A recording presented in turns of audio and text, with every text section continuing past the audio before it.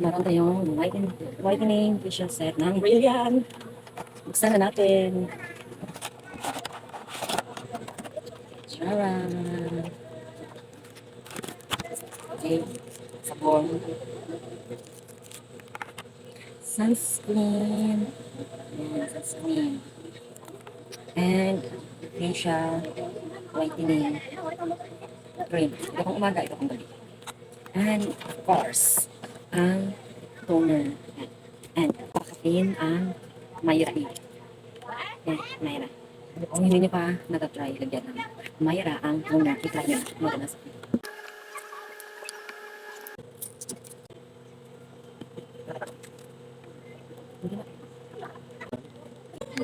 Shake, shake, shake.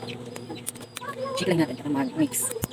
Actually, marami pa akong natirang whitening sa mga reviews na nabili ko. Hindi na ako post. Kasi nga siya, try nyo rin kung hindi pa na-try. Nakulit ko itong ginagawa kasi ubos yung toner ko na talaga ako nag-pimples.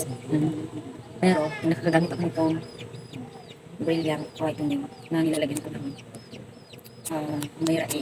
Ganda talaga siya, nakakalinis ng mukha. Maganda naman siya kahit walang Mayra A, nakakalinis ko. Pero, gusto ko lang may Mayra A. Kasi, napaka maganda na ito, nakaliwan. Kasi maganda, ito pa rin siya maganda. So, dahil wala na akong cotton buds. Gagamit tayo ng cotton balls, di ba? Yan, cotton balls. Cotton balls. Okay, cotton balls. Yan. Shhh!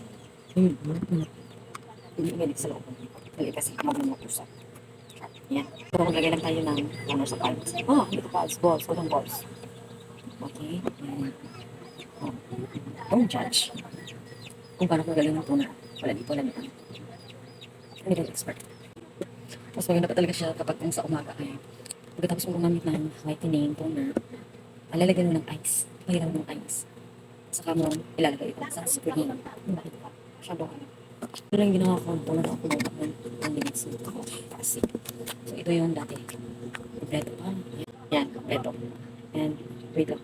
Naalis ang hulog. Tulit natin. Yan. Wala talagang itong brilliant. Bili na kayo char. Yun ang nagawa ko online sale. Char. Halos hindi ko nabawasan. Ayan, ang dami. Ang dami ko naman. Hindi ko nagagamitin yung kutsara. Kakamayin ko naman. So, ayan ang mukha natin na hindi pa nalalagyan ng cream. Facial cream na pang gabi itong maintenance cream. So, ito. Ayan. So, maglalagay na tayo. Ayan.